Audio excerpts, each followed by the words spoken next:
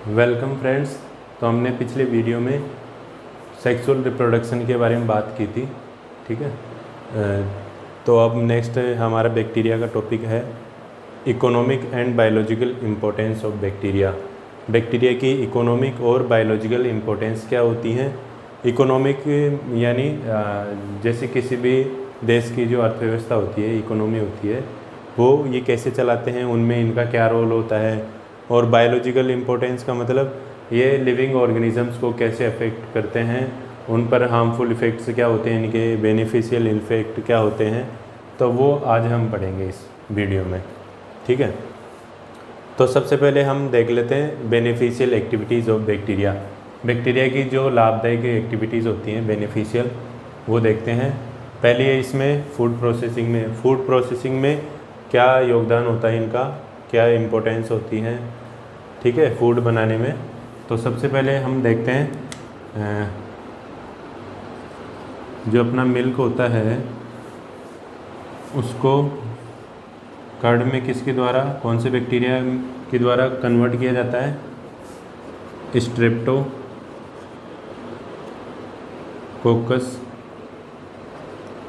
Lactobacillus. Streptococcus lactobacillus ये bacteria milk को curd में कन्वर्ट करता है।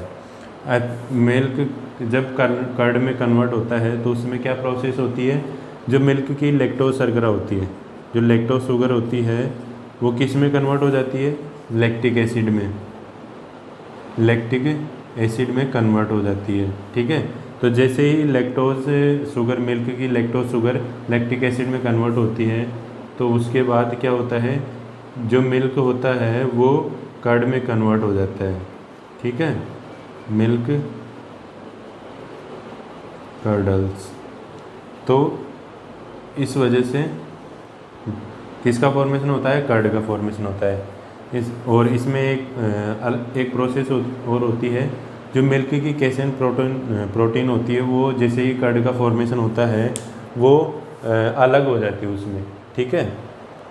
तो स्ट्रेप्टोकोकस लैक्टोबैसिलस के द्वारा मिल्क को कर्ड में कन्वर्ट किया जाता है। अब इसके अलावा हमारा है, ये तो पहला हो गया, और फूड प्रोसेसिंग में दूसरा है हमारा मिल्क के द्वारा योगर्ट कैसे बनाया जाता है, तो वो देखते हैं। मिल्क को योगर्ट में कौन कन्वर्ट करता है, लैक्टोबैसिलस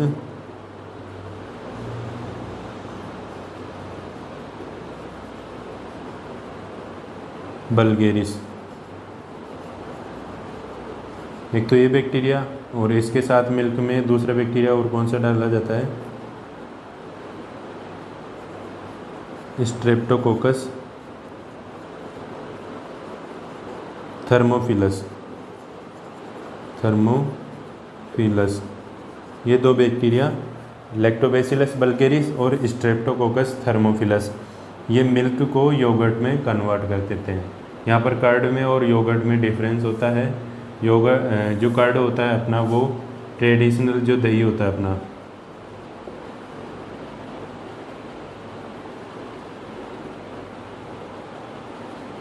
जो ट्रेडिशनल दही होता है वो, ठीक है।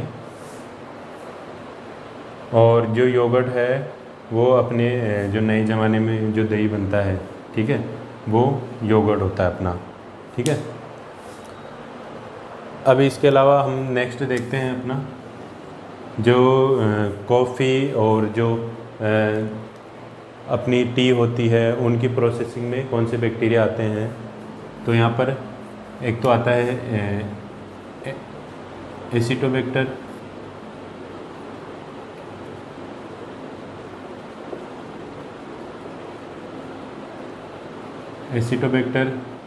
और दूसरा आता है lactobacillus.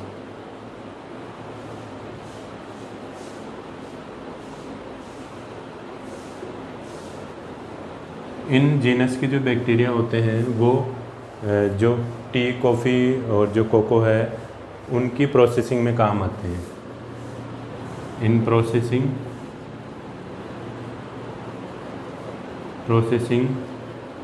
Of tea, coffee, cocoa etcetera. ठीक है, तो जैसे ही इन बैक्टीरिया के द्वारा इनकी प्रोसेसिंग होती है उसमें इनका टी, कॉफ़ी और कोको का होता क्या है, इनको एक तो इनका फ्लेवर मिलता है और इनमें एरोमा प्रोवाइड की जाती है इन बैक्टीरिया के द्वारा। Gives flavour and aroma. Aroma का मतलब जो इनमें सुगंध आती है, जो खुशबू आती है, वो इन बैक्टीरिया के द्वारा दी जाती है। ठीक है, जब टी, कॉफ़ी और कोको की प्रोसेसिंग की जाती है। तो इसके अलावा जो बैक्टीरिया होते हैं उनसे विनेगर बनाने के लिए भी बैक्टीरिया का इस्तेमाल किया जाता है। तो अल्कोहल से विनेगर बनाने के लिए कौन से बैक्टीरिया काम आता है? Acetobacter aceti. ठीक है, जो एसिटोबैक्टर एसिटाई है वो अल्कोहल को विनेगर में कन्वर्ट करता है। विनेगर को हम एसिटिक एसिड भी बोल सकते हैं। ठीक है, और इसके अलावा शुगर से अगर विनेगर बनाना हो तो उसमें कौन सा बैक्टीरिया काम आता है? माइकोडर्मा। ये बैक्टीरिया शुगर को किस में कन्वर्ट करता है? विनेगर में। तो ये हमारा पहला हो गया फूड प्रोसेसिंग में। अब नेक्स्ट है हमारा रोल इन इंडस्ट्रीज़। इंडस्ट्रीज़ में क्या रोल होता है, तो इसमें देखते हैं हम क्योरिंग एंड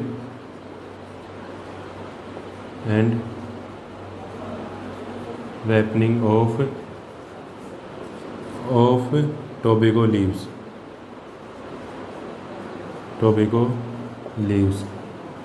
जो टोबैको लीव्स की रैपनिंग और जो क्योरिंग होती है वो कौन से बैक्टीरिया के द्वारा होती है?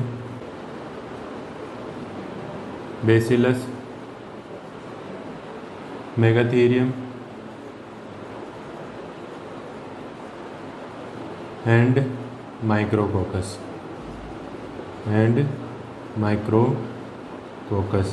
ये दो बैक्टीरिया किस में काम आते हैं? टोबैको लीव्स की क्योरिंग में और राइपनिंग में। यानी जो टोबैको लीव्स को पकाया जाता है और पकाने के बाद उनकी जो लंबे समय तक यानी वो ख़राब होने से बची रहे, तो उसमें किसका योगदान होता है? बेसिलस मेगाथीरियम का एंड माइक्रोकोकस का। अब नेक्स्ट है हमारा टैनिंग में।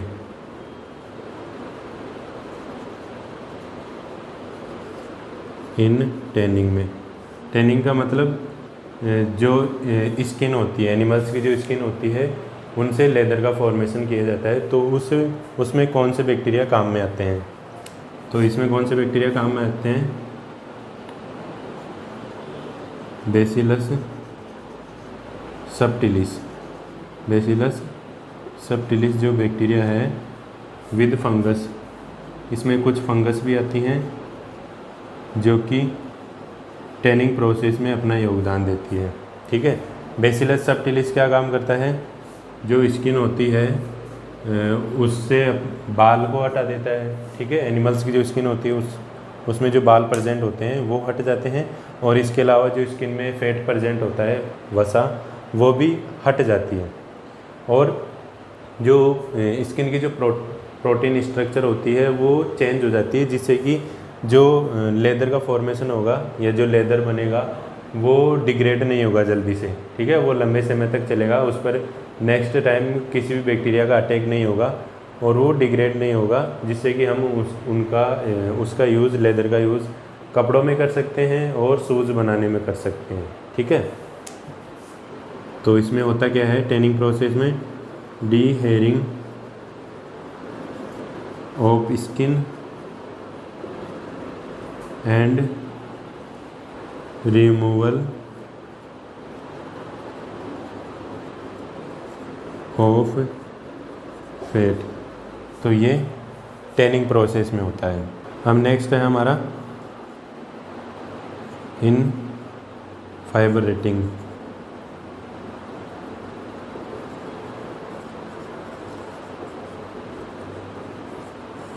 अब फाइबर रेटिंग में कौन सा बैक्टीरिया काम में आता है? अब फाइबर रेटिंग का मतलब प्लांट से जो फाइबर होता है उसको निकालना, ताकि अब उससे हम रस्सी बना सकें। तो इसमें हम जूट प्लांट का देखते हैं। तो जूट प्लांट में जो जूट प्लांट से जो फाइबर निकालने का काम होता है वो कौन से बैक्टीरिया के द्वारा होता है? Acetobacter butyricum, Acetobacter butyricum. तो अब ये क्या करता है, जब जूट प्लांट का जो स्टेम होता है उसको पानी में डुबोया जाता है, तो उस पानी में ये प्रेजेंट होता है। तो ये क्या काम करता है, उस स्टेम के जो जितने भी टिश्यू होते हैं उनको तो ये डैमेज कर देता है, और क्या बचता है उसमें? फ्लोएम टिश्यू बनता है, फ्लोएम टिश्यू बचता है, जो फ्लोएम के जो फाइबर्स होते हैं वो बचते हैं। ठीक है, उन्हीं फ्लोएम के फाइबर्स को हम अलग करते हैं और उससे रस्सी बनाते हैं। ठीक है, तो इसमें होता क्या है, all plant tissue damaged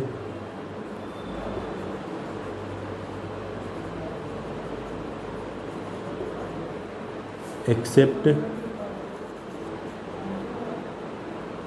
bast fibre और फ्लोएम फाइबर। ठीक है, तो फ्लोएम फाइबर या बास्ट फाइबर के अलावा जितने भी टिश्यू होते हैं वो डैमेज हो जाते हैं। तो इस तरह से इंडस्ट्री में इनका रोल होता है बैक्टीरिया का। अब अगला है हमारा मेडिसिन्स में जो बैक्टीरिया होते हैं उनका रोल क्या होता है। तो सबसे पहले हम देखते हैं विटामिन बी सिंथेसिस में कौन सा बैक्टीरिया आता है? Vitamin B. ठीक है, तो विटामिन बी सिंथेसिस में कौन सा बैक्टीरिया आता है?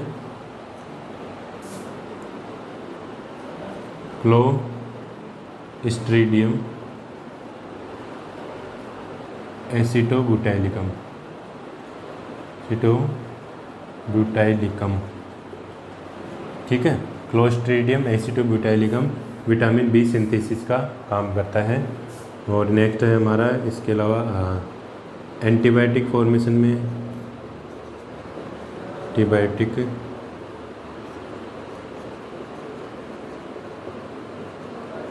इसमें कुछ बैक्टीरिया ऐसे होते हैं जो कि नेचुरली एंटीबायोटिक रिलीज़ करते हैं, ताकि उनके आसपास के जो दूसरे बैक्टीरिया हैं उनकी ग्रोथ को रोक सके।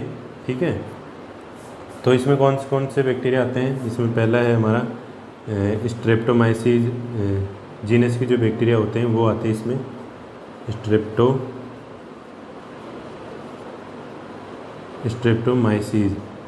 स्ट्रेप्टोमाइसिस जीनस के जो बैक्टीरिया होते हैं वो एंटीबायोटिक रिलीज़ करते हैं। ठीक है, अपनी सेल से। तो इसमें कौन कौन से एंटीबायोटिक आती है? पहली है स्ट्रेप्टोमाइसिन।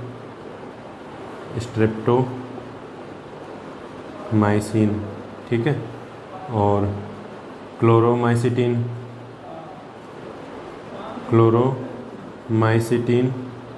ये नेक्स्ट है, और इसके अलावा है टेरामाइसिन।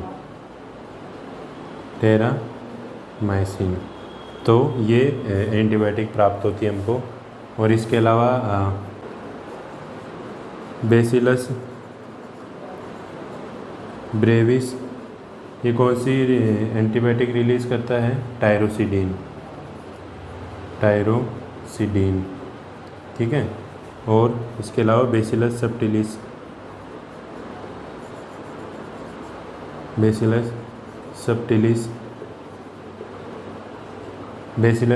कौन सी एंटीबायोटिक रिलीज़ करता है? सबटिलिन।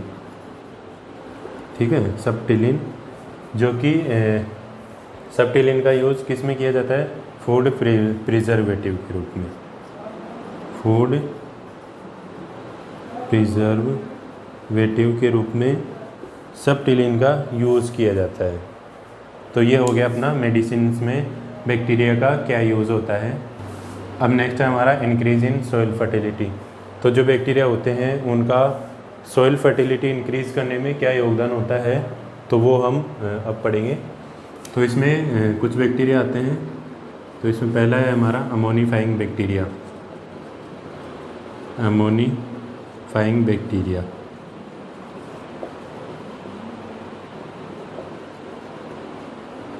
ये अमोनीफाइंग बैक्टीरिया क्या करते हैं, जितने भी जो प्लांट और जो एनिमल्स होते हैं, डेड प्लांट्स और जो डेड एनिमल्स होते हैं, उनकी जो प्रोटीन होती है उसका डिकम्पोजिशन करते हैं, और डिकम्पोजिशन करके क्या रिलीज़ करते हैं, अमोनिया रिलीज़ करते हैं।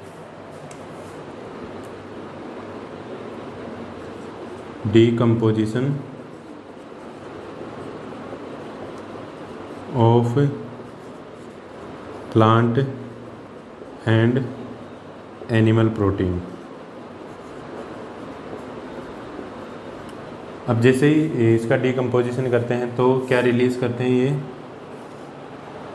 किसके द्वारा होता है, ये बेसिलस रेमोसस एंड बेसिलस माइकोइड्स। तो ये दो बैक्टीरिया होते हैं जो कि प्लांट और एनिमल प्रोटीन का डिकम्पोजिशन करते हैं। तो डिकम्पोजिशन से क्या बनाते हैं, ये अमोनिया बनाते हैं। अब ये जो अमोनिया है वो किससे रिएक्ट करता है, वाटर से रिएक्ट करता है प्लस CO2 से रिएक्ट करता है। तो जैसे ही ये जो रिएक्शन होती है उससे क्या बनता है, NH4HCO3 अमोनियम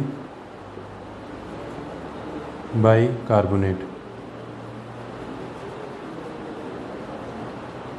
अब यहाँ पर जो अमोनियम बाइकार्बोनेट या जो अमोनियम कार्बोनेट जो कंपाउंड्स बनते हैं वो कुछ प्लांट्स के द्वारा एब्जॉर्बेबल होते हैं, यानी कुछ प्लांट्स उनको एब्जॉर्ब कर सकते हैं और एब्जॉर्ब करके अपना जो फूड प्रोसेसिंग है उसमें काम में ले सकते हैं।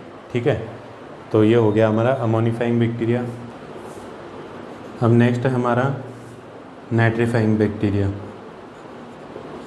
नाइट्रीफाइंग बैक्टीरिया,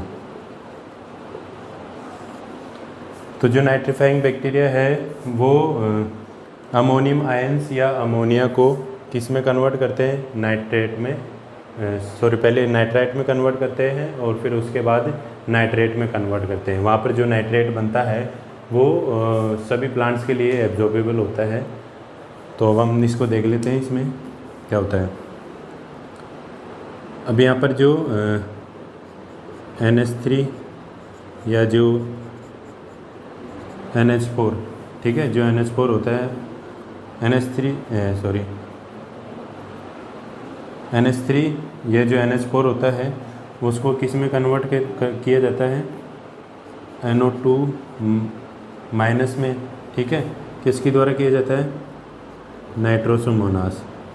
नाइट्रोसोमोनास जो बैक्टीरिया होते हैं उसके द्वारा NH3 या NH4 को NO2 माइनस में कन्वर्ट किया जाता है।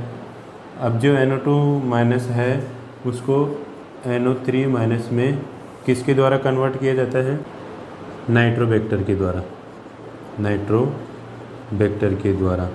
ठीक है, अब यहाँ पर जो NO3 माइनस है वो अधिकतर प्लांट्स के लिए एब्जॉर्ब किया जाता है। तो एब्जॉर्बेबल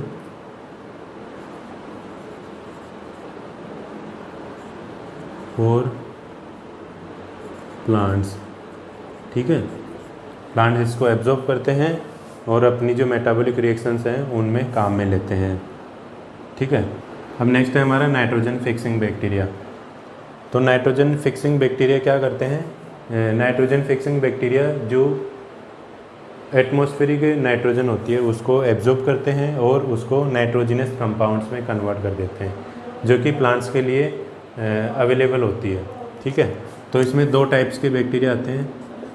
पहला है free living bacteria, free living bacteria. ठीक है, और दूसरा है सिम्बायोटिक बैक्टीरिया, सिम्बायोटिक बैक्टीरिया। अब यहाँ पर जो फ्री लिविंग बैक्टीरिया है वो एनवायरनमेंट में फ्रीली प्रेजेंट होते हैं और सीधे ही जो एटमॉस्फेरिक नाइट्रोजन गैस होती है उसको एब्जॉर्ब करते हैं और उसको नाइट्रोजिनस कंपाउंड्स में कन्वर्ट करते हैं। ठीक है,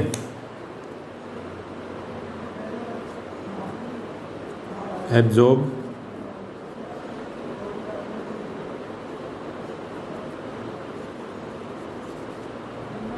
नाइट्रोजन, ठीक है। तो इसमें कौन से बैक्टीरिया आते हैं इसमें, एक तो क्लोस्ट्रीडियम एंड एजोटोबैक्टर।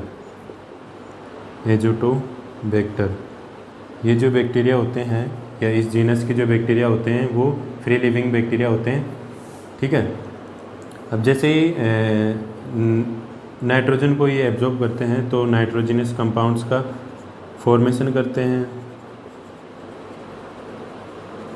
अब जब ये बैक्टीरिया डाई होते हैं, ठीक है, तो डाई होते हैं तो इनका डिकम्पोजिशन होगा।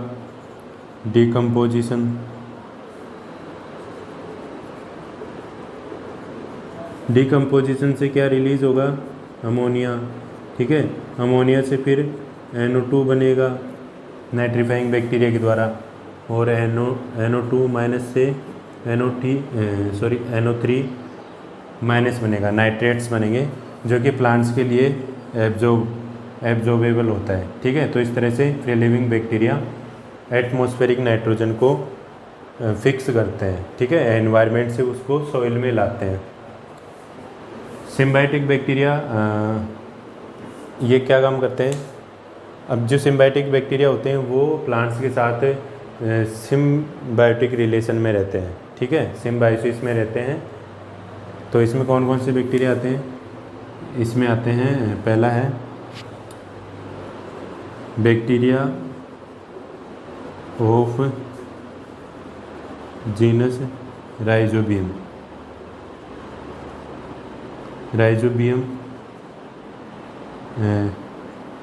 फ्रैंकिया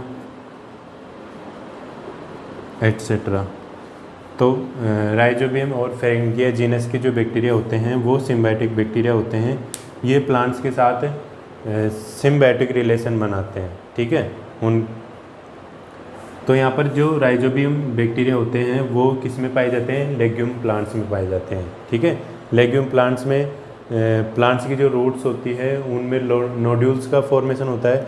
उन नोड्यूल्स में कौन पाए जाते हैं, राइजोबियम बैक्टीरिया। तो उन नोड्यूल्स में ये नाइट्रोजन को फिक्स करते हैं और प्लांट्स के लिए अवेलेबल कराते हैं, ठीक है। तो इस तरह से जो नाइट्रोजन फिक्सिंग बैक्टीरिया हैं वो सॉइल फर्टिलिटी को इंक्रीज़ करते हैं। अब नेक्स्ट है हमारा decomposition of herbicides, weedicide and pesticides. तो इसमें कुछ बैक्टीरिया ऐसे होते हैं एनवायरनमेंट में जो कि नेचुरल तरीके से हर्बिसाइड, वीडिसाइड्स और पेस्टिसाइड्स का डिकम्पोजिशन करते हैं ताकि वो फूड चेन में शामिल ना हो सके। तो इसमें पहला है हमारा एक्रोमोबैक्टर। अब जो एक्रोमोबैक्टर बैक्टीरिया है वो किसका डिकम्पोजिशन करता है, 2,4-डाइक्लोरोफिनॉक्सी एसिटिक एसिड। तो एक्रोमोबैक्टर 2,4-डाइक्लोरोफिनॉक्सी एसिटिक एसिड का डिकम्पोजिशन करता है। इसके अलावा नेक्स्ट है हमारा एग्रोबैक्टीरियम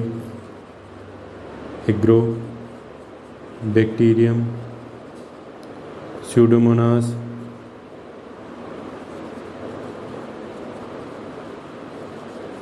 एटसेट्रा। ये किसका डिकम्पोजिशन करते हैं, डेलापोन का एंड पैराक्वेट का, ठीक है, पैराक्वेट का डिकम्पोजिशन करते हैं। तो ये हो गया हमारा decomposition of herbicides, weedicides and pesticides.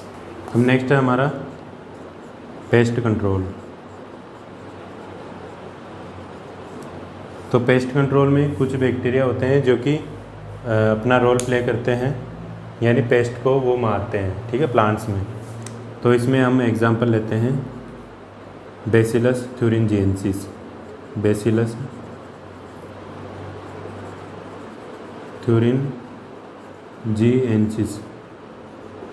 ठीक है।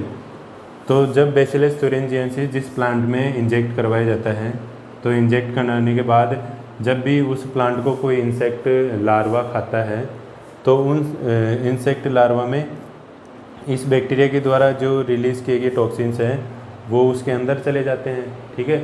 और उसका जो गट होता है, उस गट में पोर का फॉर्मेशन हो जाता है, ठीक है। उसमें छेद ही छेद हो जाते हैं, उसकी जो एलिमेंट्री कैनाल होती है। और जैसे ही उसमें पोर का फॉर्मेशन होता है तो वो जो लार्वा होता है वो डाई हो जाता है, ठीक है। तो यहाँ पर जो बेसिलस thuringiensis जो बैक्टीरिया है वो कौन सी प्रोटीन रिलीज़ करता है, कौन सा टॉक्सिन रिलीज़ करता है? पैरास्पोरल क्रिस्टल प्रोटीन, ठीक है। तो ये रिलीज़ करता है। तो ये हो गया अपना जो बेनिफिशियल एक्टिविटीज़ हैं बैक्टीरिया की, ठीक है, वो क्या है। अब नेक्स्ट हम पढ़ेंगे बैक्टीरिया के हार्मफुल इफ़ेक्ट्स। अब हमारा हार्मफुल एक्टिविटीज़ ऑफ बैक्टीरिया की हार्मफुल एक्टिविटीज़ क्या होती हैं, वो अपने को क्या नुकसान पहुंचाते हैं, ठीक है, या एनवायरनमेंट को क्या नुकसान पहुंचाते हैं। तो इसमें पहला है फूड पॉइजनिंग, ठीक है। फूड पॉइजनिंग क्या होता है? कुछ बैक्टीरिया ऐसे होते हैं जो कि फूड का डिकम्पोजिशन करते हैं। तो जब वो फूड का डिकम्पोजिशन करते हैं तो उसमें कुछ जहरीले पदार्थ रिलीज़ करते हैं, टॉक्सिन्स रिलीज़ करते हैं। तो जब उस फूड को हम खाते हैं या कोई भी दूसरा एनिमल खाता है तो उसमें डिजीज़ हो जाती है। तो इस तरह से जो बैक्टीरिया है वो फूड पॉइजनिंग करते हैं। तो इसमें कौन से बैक्टीरिया आते हैं? Clostridium botulinum,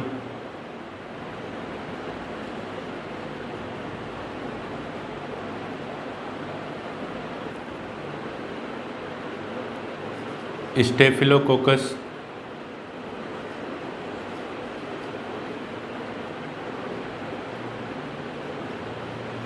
Orius,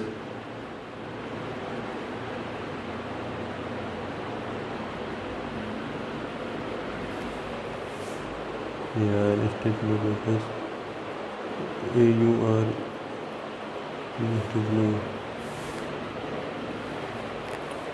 staphylococcus microbes, staphylococcus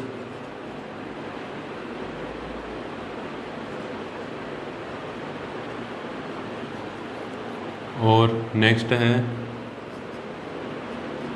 micrococcus aureus. तो ये कुछ बैक्टीरिया होते हैं जो कि फूड पॉइजनिंग करते हैं, फूड को ख़राब करते हैं। तो जब फूड पॉइजनिंग होती है या ये बैक्टीरिया जब फूड को डिकम्पोज करते हैं तो क्या होता है कि बहुत सारा फूड हमारा ख़राब हो जाता है ना। तो इससे बचने के लिए हम क्या करते हैं, जो फूड होता है उसको रेफ्रिजरेट करते हैं, फ्रीज में रख देते हैं, कोल्ड स्टोरेज में रख देते हैं। और जैसे कि अचार बनाते हैं तो उसमें नमक डालते हैं, ऑयल डालते हैं, और मुरब्बा बनाते हैं तो उसमें चीनी डालते हैं। तो ये चीज़ें क्या करती हैं, इन बैक्टीरिया की ग्रोथ को रोकती है, ठीक है। तो इस तरह से हम फूड को ख़राब होने से बचा सकते हैं। तो अब नेक्स्ट है हमारा डिजीज़ इन एनिमल्स। तो कुछ बैक्टीरिया ऐसे होते हैं जो कि एनिमल्स और प्लांट्स में डिजीज़ पैदा करते हैं। तो एनिमल्स में कौन सी डिजीज़ पैदा करते हैं? इसमें पहला है हमारा, जैसे कि एग्जाम्पल बात करें हम, जैसे कोलेरा, तो किसके द्वारा होता है? Vibrio cholerae. ये बैक्टीरिया होता है विब्रियो कोलेरी, जिसके द्वारा कोलेरा होता है। इस तरह से डिप्थेरिया,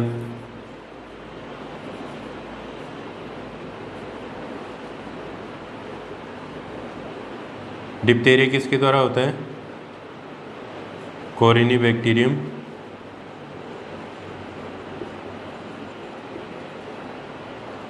डिप्थेरी।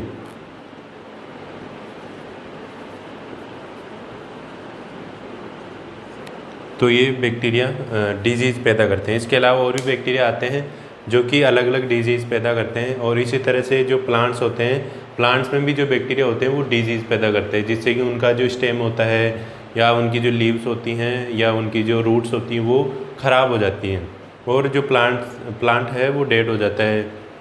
और जब ये प्लांट्स में बीमारियां करते हैं तो इससे किसानों की फसल ख़राब हो जाती है।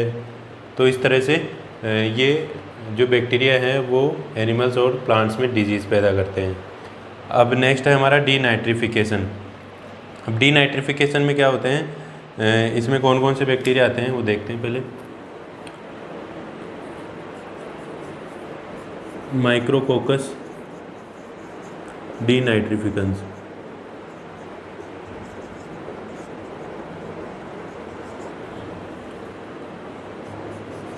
थायोबैसिलस डीनाइट्रिफिकेंस,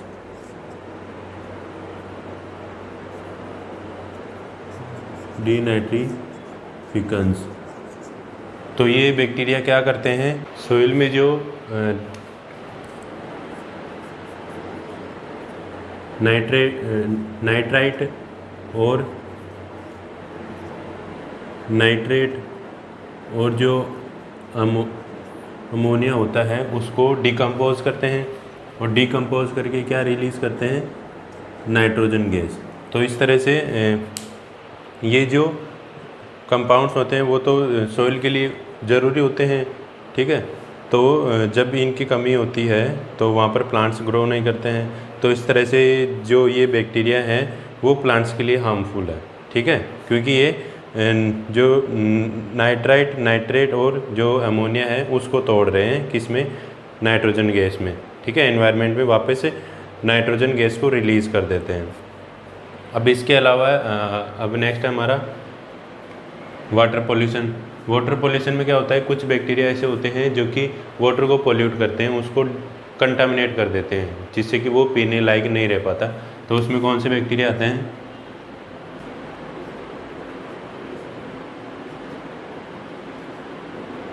साल्मोनेला टाइफी,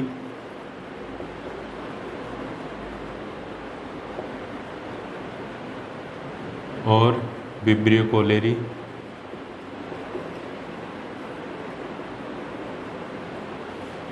ये कुछ बैक्टीरिया हैं जो कि वाटर को पॉल्यूट करते हैं, ठीक है। इसके अलावा और भी बैक्टीरिया आते हैं जो कि वाटर को पॉल्यूट करते हैं और उसको पीने लायक नहीं रहने देते हैं।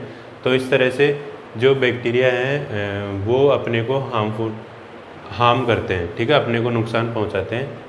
आई होप आपको पूरा समझ में आया होगा। अगर इसमें कुछ डाउट हो तो आप कमेंट सेक्शन में पूछ सकते हैं। अगर वीडियो पसंद आई हो तो आप लाइक कीजिए, अपने दोस्तों को शेयर कीजिए और मेरे चैनल को सब्सक्राइब कीजिए। Thank you.